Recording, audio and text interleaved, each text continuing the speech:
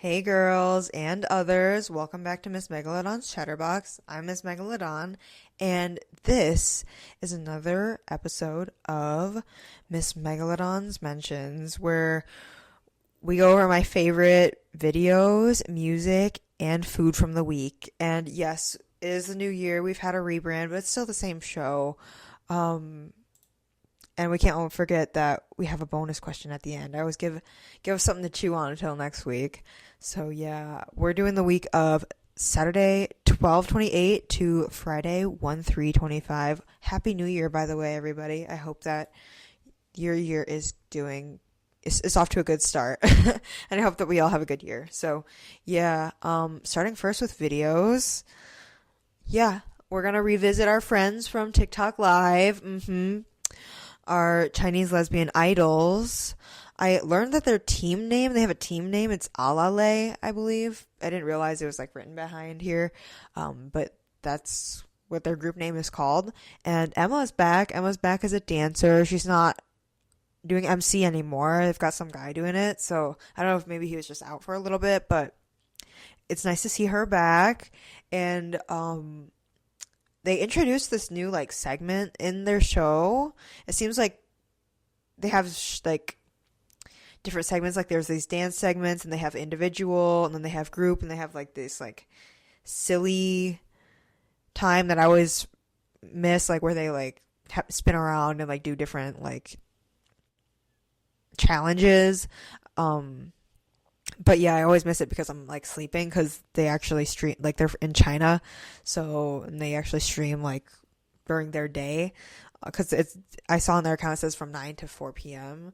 But yeah, they started doing this or interview segment, and it's kind of cool because like they don't have that many viewers, so you can actually get your questions answered.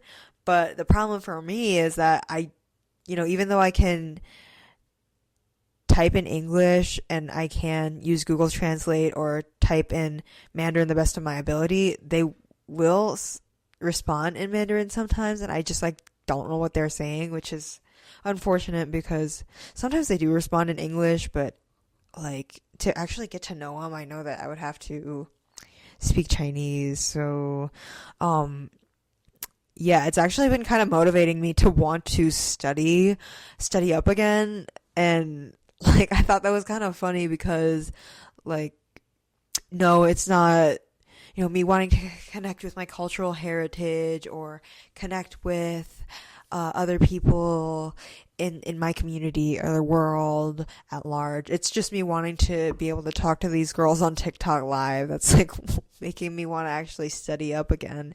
So, yeah, I guess in 2025, that's one thing that I'll be pursuing, is trying to speak Chinese again, because yeah, I haven't studied since I like left college. So yeah, next would be Nonsense's cover of Bottom 2 by Glorb. I don't know if you guys have seen this at all, but she is insane. This cover is insane. It's the first pinned video on their page, and I don't know, I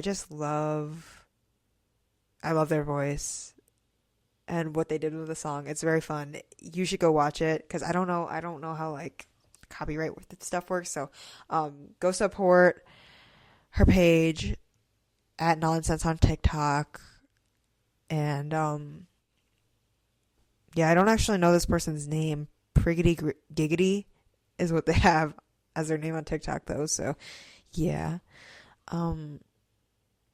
I was actually joined one of their lives like they happened to be live at the same time I was rewatching this video, and she's good. Like, she's really good, like for real. Like, there was freestyling and playing the guitar and being funny and like witty and reading the comments, and I was like, wow, this is amazing. Love this. So yeah. Next is Mia Stills got her hair detangled, and I was so happy for her. I don't know if you guys know who Mia Stills is, but she is a real sweetheart, so no hate to Mia Stills. She's been through a lot, and we love her. I love the way that she is unapologetically herself, and she has her own look, and I really like that a lot. And I really admire that, and I respect that a lot. And I have been wanting to like try her makeup look because it's just so iconic. It's so her. Like, I don't know, iconic might be exaggeration, but it's just so her. But I just feel like I'd be like putting on her face or something like that. Like, I don't, I couldn't, I don't know if that would be like overstepping, but anyways, yeah, she got her hair detangled, and I was happy for her, cause in her videos, like, throughout the past couple months, I would say, she's like acknowledged her hair. She's like, listen, I like the messy look. I don't think about brushing my hair. It doesn't bother me.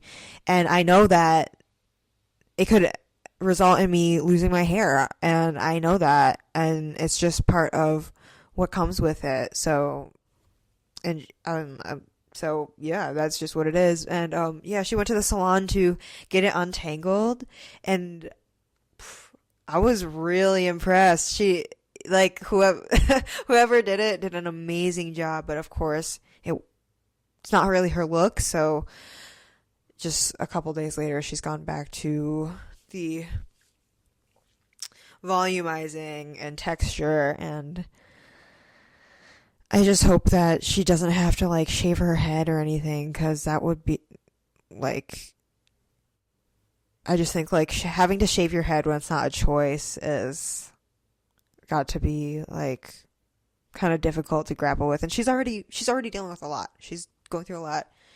She's doing amazing. Love you, Mia, if you happen to be watching this.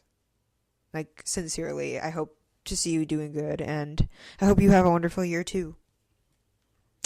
And the second like videos, or second, whatever number we're on, I watched Squid Game season 2 with my boyfriend. I'm not gonna spoil it for you guys here, so don't worry. So no worries about that. But I just want to say, like, the grandpa was pissing me off the whole time, and I'm just looking forward to June when they, I guess, are releasing another season, because I just feel like I'm missing something. I feel like I'm not like, I don't know if it's the language barrier or something. I'm watching the English subtitle one with the Korean original audio voice actors, just actors. And I just feel like I'm missing something or something. I don't know. So I also want to rewatch season 1 to just refresh my memory and everything. So that's where I'm at. Let me know what you guys, well, don't spoil anything in the comments, but let me know what you guys have thought about Squid Game season 2 in comparison to 1, just in general, in any aspect. Just let me know. I'm curious. Also love Nessa and her ate. Love them. Love her. Nessa has started Twitch streaming, and I'm really happy for her, but I am gonna miss her on TikTok. I really am. Because I used to join her lives when she'd be live, and she would just be sitting at her desk doing makeup or just chatting or whatever. But then she started gaming, and it was like less about chatting. And then now she's just like streaming her Twitch stream to the TikTok live. And so she's not like reading the comments anymore. So I guess I'm going to have to go on Twitch to follow her now, which I don't know if I'm going to get back on Twitch or not, but I'm not opposed to it. But I just love her and her sister. The first time I ever saw them was in their sister diss track video on Nessa's page, and yeah, that shit was hilarious. They're hilarious together. They're gorgeous. And I just love the fact that they're sisters too, like, and they're funny, and I don't know, just dream come true. I think that's so, like, such a fun thing to experience. Like, I just think like there are women out here, there are girls out here who don't have sisters and who are never gonna experience like sisterhood and laughing with your sister and making videos and stuff. And yeah, I mean, I'm not that close with my sisters personally, which I think makes it even more like touching to see them. But yeah, next, Um, Also, I watched this video on YouTube by Mina Lay talking about why does Wicked look like that. She was talking about like the color grading in the new Wicked movie versus the Technicolor um, technique used in the original Wizard of Oz, which is a really interesting video. I didn't know that about Technicolor. I didn't know how it worked, so that was really cool. I love The Wizard of Oz. It was one of those movies that I rewatched over and over and over again in childhood. Um, I would love to like get a Wizard of Oz tattoo, but I don't really know how to reference it in a way that's not super like I don't want to get like a Harry Potter tattoo, you know what I mean? Nothing against Harry Potter tattoos. Okay, but I'm just saying that's not my style of tattoo. Like I don't want to get like one of like this energy. I just but no offense if you do have something like that. If you do, like you're iconic. You're respect. Um and yeah, I don't know. There was a sentiment that she said in here, and I think some of the comments were talking about it too, talking about like yeah, serious stories can be told in color, and I agree. Like I don't see why like real life has to be dreary and drab. Like I don't think that like that's not how I want to be immersed in my life. And also I saw like a comment that was like the colors come from the same place the music does. Like your mind just fills in the gaps. And I was like that's a good point cuz we don't have like emotional music to set the scene in our real life when we're going through events. So, I don't know. I thought that was a pretty good point. And another thing I wanted to mention, which is going to tie into my bonus question, is Mina moved out of New York City, I guess. I don't know where she moved, and I know she mentioned it a little bit, but I don't know. I don't really remember why she said she moved. It wasn't necessarily a serious reason per se. I think she just said that like New York like taught her a lot, and she's grown a lot in New York, and it's time to move out. So yeah, she was just waiting until her lease ends. That's from what I remember. So maybe I should have watched this video before I came here, but yeah, Mina moved out of New York City, so that's just something else I wanted to note. But yeah, have you seen Wicked yet? I would like to. I just like haven't, because I haven't been to movie theater in a long time, and they're kind of expensive. But I would like to, but I just wonder if, I don't know, I just wonder if me seeing Ariana Grande and Ethan Slater together on the screen would just be too distracting for me to actually enjoy the story, because I don't think that was right. Like, I know that it's their own adult lives, and it's none of my business, and like, blah, blah, blah, but I don't think that was right. Like he was married and had a baby. Like, I just don't think that was right, girl. But anyways, on Ethan too, that wasn't right either. Let me get that straight very first off. Moving on to the music. Millennium by TV Girl. I did finally listen to this album. It was good. It's not my favorite album, but it was good, and it made me realize that there's 2 other TV Girl albums that I've never listened to. I guess I just like skipped over it when I was looking in their discography, but yeah, I'm gonna listen to those too. It was good. I just felt like, I mean, their albums are never really super long. This one was pretty short itself, and I just felt like the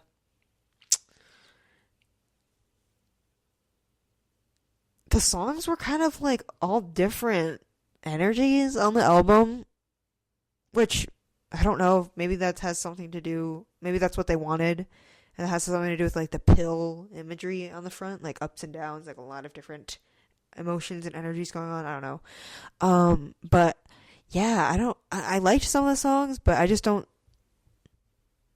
like. I wouldn't put them all.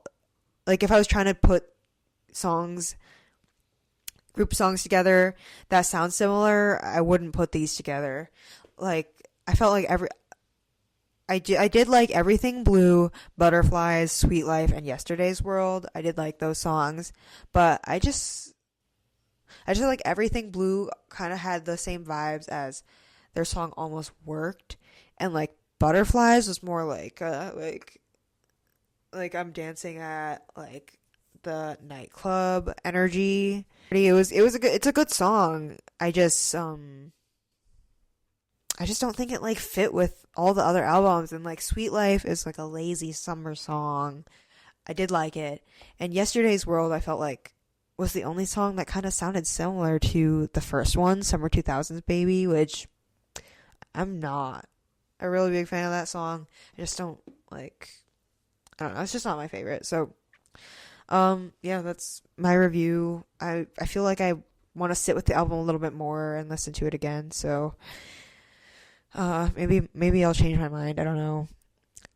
For me, like, lyrics do matter. I don't know, sometimes people just listen to the sound of the album instead of listening to the lyrics. So I think maybe once I dive into the lyrics a little bit more and understand like the story and like the messages and like the meanings of the song or whatever, or like what the song is trying to convey, maybe I'll feel a little bit better about the album. So I need to digest it a little bit more or something. And we don't really have that many music features this week. Again, the Wednesdays off are like scream me up, but we're all done with those for now. And yeah, Control by SZA, like her album from 2017, just popped into my mind the other day, and I don't know, I just had to go re-listen to it. I listened to Good Days. Actually, that was the song that popped in my head, and that just made me listen to all the other songs too. And yeah, I want to like revisit this album too, and try it again. I want to listen to her new album as well. I did hear one song off of it, and it sounded pretty good. So I guess I'll have to put that on my list too. But these are just the songs I had liked from time past from this album. So I don't really have an order. I don't know. She was good. I was never really like into SZA, even like that much. Even back then, I know she was really popular, but I don't know. I think I was like 15, 16. I just wasn't really like listening to her music at the time. But a lot of these songs kind of reminded me of, or similar paralleling vibes. I don't want to be like attacked if this is not like if the girlies are fighting, but yeah, it kind of gave me the same vibes as Isolation by Kali Uchis. Kali Uchis. I'm really bad at name pronunciation. I'm sorry. I'm a fake fan, but I love her music, and the album's just, it was giving me the same vibes, and then it made me want to go back to Isolation, because that is an album that I actually do love a lot. And yeah, I don't know, 2017, 2018 was definitely a moment in time that will stick with me. Moving on to food, tempeh. Again, I'm vegetarian, so I'm trying to like up my protein in 2025, and I've been eating this for a while, but I'm kind of on a tempeh kick right now. I've been cutting it to like super thin slices, like a quarter of an inch thick. I'm just pan frying it, and on the Wegmans package one, it said that you can like blanch it to soften it, and maybe it'll absorb flavor more. So I've never tried that, and it made me interested to try it, especially like if the texture changes too. So yeah, let me know if you've ever tried that. How do you cook your tempeh? Have you ever tried tempeh? What do you like to eat it with? I think it would be good in a sandwich, but I've just been eating it like just the slices, like tempeh chips pretty much, but it's really good. And my other food feature from the week is Perry's All American Ice Cream. Despite the patriotic name, it's a really good ice cream. If you like the amaretto ice cream, I think that you would like this one. I'm liking it a little bit more right now than amaretto just because, like, there's actually a good amount of the black cherry swirl in it. It's vanilla ice cream with maraschino cherries and black cherry swirls. Versus the amaretto one, which doesn't really have enough of the cherry flavor in it for me, but I love me some maraschino cherries, so yeah, I'm not gonna, I'm not gonna turn that down. So, I don't see how it's all American though. Like, I could see if you put like blueberries in it, but you put black cherry swirls, so I don't really know where they got that name from, but it's a good ice cream. Yeah, I'm excited for summer again.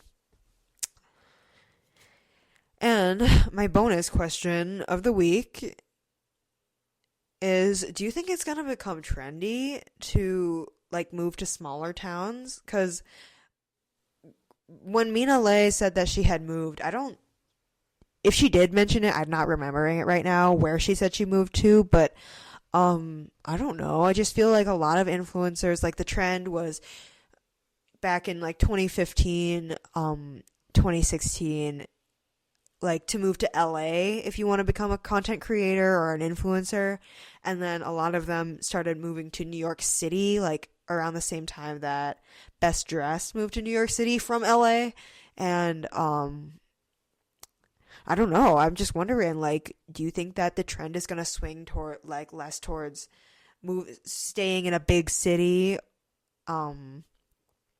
and instead go towards moving out of the city and going to a smaller town or just like a smaller city? Why or why not? I feel like it could. Um, I think there could be a growing amount of people moving out of New York City, considering, like, New York City specifically, considering, like, how wild it's been getting these days. And also, I think a lot of the maybe influencers that moved there in, like, 2019 or earlier, are probably, like, if they haven't made New York their home and they're just kind of using it as like a disposable place, then they're probably sick of it and want to move on to something else. And, after they tore it up or whatever. And, yeah, I mean, I can see them wanting to move somewhere like upstate New York or something like that. Like, not to sound delusional, but I just feel like maybe a lot of them will be turning that age where they want to maybe buy a house or settle down, and like I can see there's a lot more talk about like homesteads and community and romanticizing the slow life and a small quaint little town, and like having a big house maybe and a backyard garden, and just being able to live like more privately or something like that.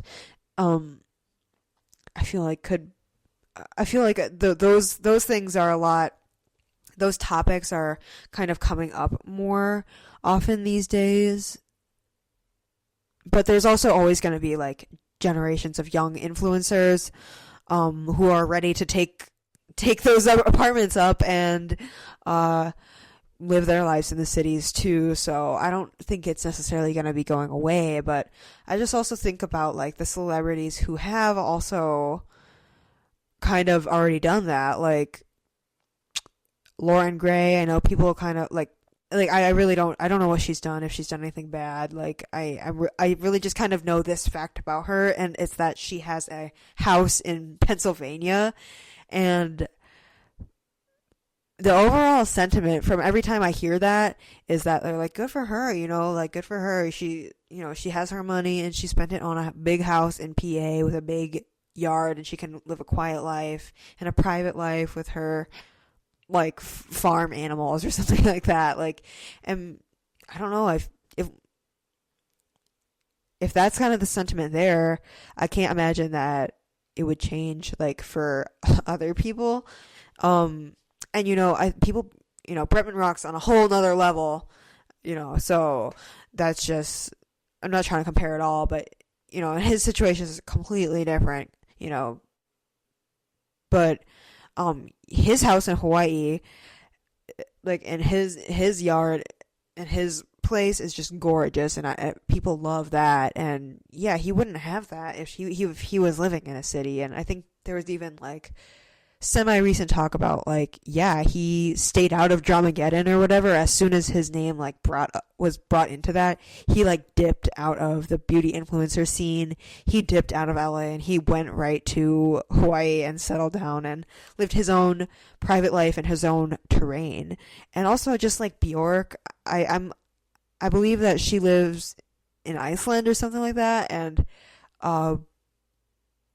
yeah, I guess people there just kind of like leave her alone or whatever, like just treat her like normal.